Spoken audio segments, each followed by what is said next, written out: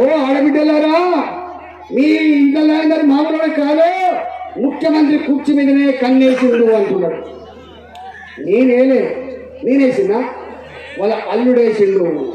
కుర్చీ మీద కన్ను ఎవరేసిండు? మొన్న వచ్చిన అల్లుడేసిండు. ఇంకెవరేసిండు? నేను వారసుందని చెప్పారు కొడుకేసిండు. ఇంకెవరేసిండు?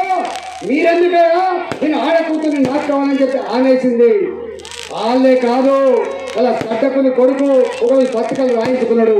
సంతోష్ కుమార్ కూడా దీనికి ఎందుకుంటే అని చెప్పి మీరు రాయించుకొని నేను పోటీ పడి నాలాంటి వారి మీద రుద్ది ఇవాళ బయట నేనల్లే ఈ కరీంనగర్ జిల్లా మాజీ మంత్రి గారు ప్రస్తుత ఎమ్మెల్సీ జీవన్ రెడ్డి గారు మాట్లాడిండు.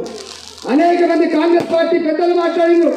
కేసీఆర్ గారు ఒకవేళ ముఖ్యమంత్రి దిగిపోతే సీనియర్ మోస్ట్ గా ఉన్నవాళ్ళు, అనుభవంలో ఉన్నవాళ్ళు, అందరి ఆమోదం పొందిన వాళ్ళు, నచ్చలేకుండా ఉన్నవాళ్ళు ఎవరు అని చెప్పి జీవన్ రెడ్డి ప్రశ్నించు. నేను ప్రశ్నించలే. ఈ రాష్ట్రానికి ఒకవేళ ముఖ్యమంత్రి సీఎం గారు కాకపోతే వీళ్ళు కూడా ఉన్నారని చెప్పి గుర్తు చేసినందుకు ఓహో ఆ దాన్ని పట్టుకొచ్చి మన హరీష్ రావు గారు ఆ మాట